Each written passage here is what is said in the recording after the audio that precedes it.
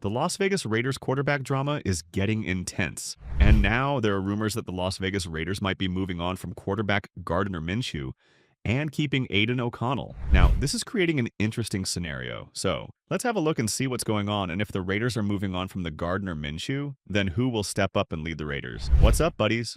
Welcome back. If you are new here, make sure you hit the subscribe button. We cover all AFC West news here on this channel. According to The Athletic, the Raiders are expected to keep Aidan O'Connell for the 2025 season, while Minshew, who signed a 2-year, $25 million contract last March, is not expected to return. This shouldn't come as a big surprise considering how poorly Minshew played last season. It's disappointing because there was some hope that he could come in and prove he could handle playing at a high level in Las Vegas. But that just didn't happen. The team struggled all season and nothing really went right. The quarterback position remained a major issue, and there still isn't a clear answer at that spot since Derek Carr left. Keeping O'Connell makes sense. He's younger, has some potential, and could serve as a bridge quarterback while the team looks for a long-term solution. That's the biggest question moving forward. Who will be the next franchise quarterback? The Raiders will have to explore their options in free agency and the draft, so it makes sense to part ways with at least one of their current quarterbacks. And right now, Minshew seems like the obvious choice. Now, the team does have a decision to make: whether to cut him before or after June 1st. If they release him before June 1st, they'll save $6.3 million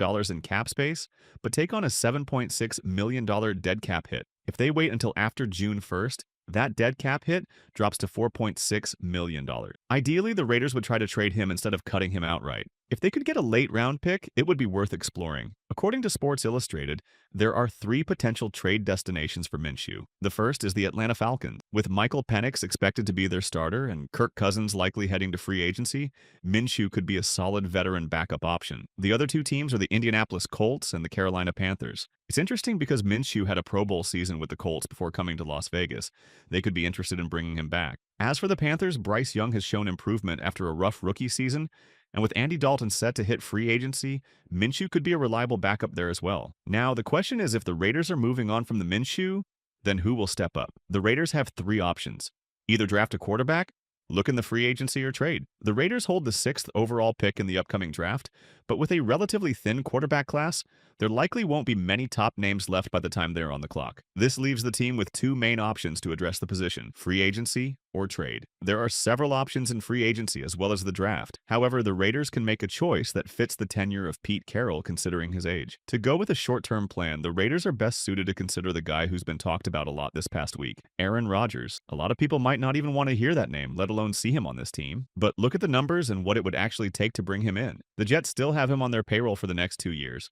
That means if he were to come here, it could be on a veteran minimum or a team-friendly contract. And if that's the case, it's something worth considering.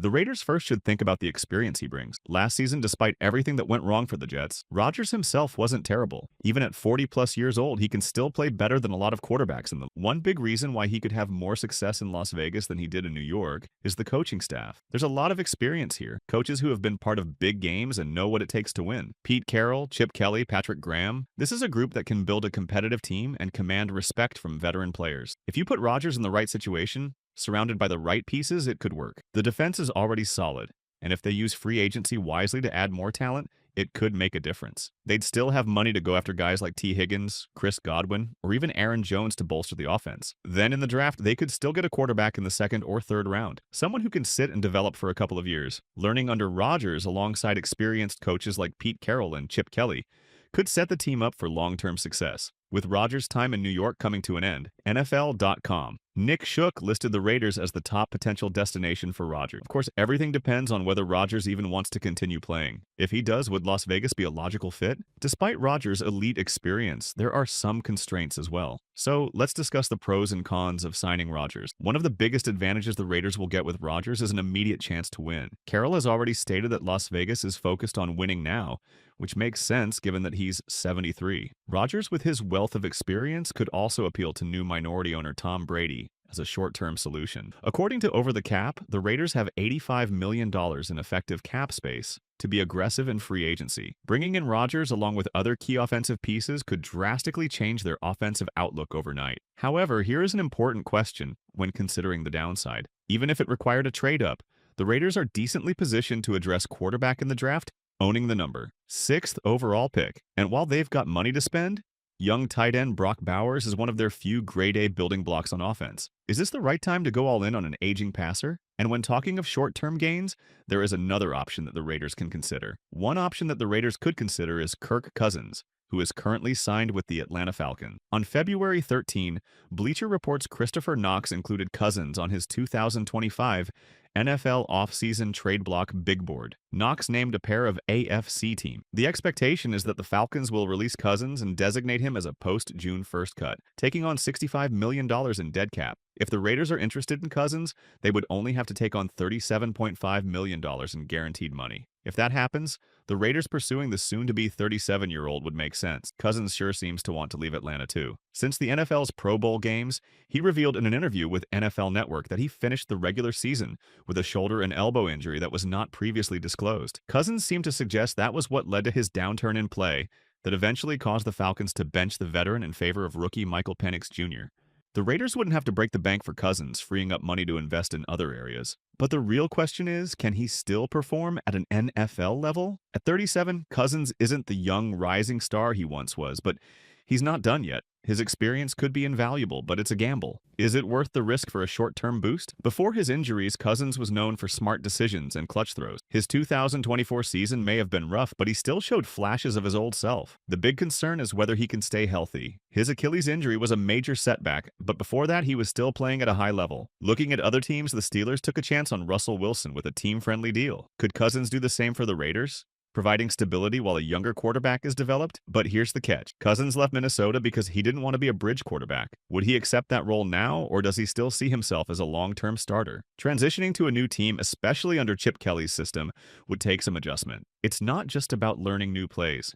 It's about syncing with an entirely new team dynamic. If he can adapt and stay healthy, he could provide the veteran leadership this team needs. His presence might be exactly what's needed to help elevate the offense. Some might argue that signing an aging quarterback is too risky. But what if Cousins can still compete effectively in 2025? The Raiders have been on a quarterback carousel for too long. Maybe what they need isn't a new face every season, but someone with experience to steady the ship while they figure out a long-term plan. It's an exciting thought, bringing a veteran presence to an already explosive offense. But it's not just about the stats. It's about leadership. Cousins could be the voice in the locker room that's been missing since Carr left, guiding young players through the highs and lows of an NFL season. Would Cousins be a good fit for the team? Let's be real. Cousins isn't the future, but he could be the answer for right now. The Raiders need someone to manage games while they search for a long-term solution. Sometimes in football, calculated risks pay off. If it works, the Raiders could have a revitalized offense. If not, hopefully it won't set them back too far. So what do you think? What will be the right choice for the Raiders? Should they draft a quarterback and groom him to become a franchise QB, or sign a proven QB like Aaron Rodgers or Kirk Cousins? Drop your thoughts in the comments.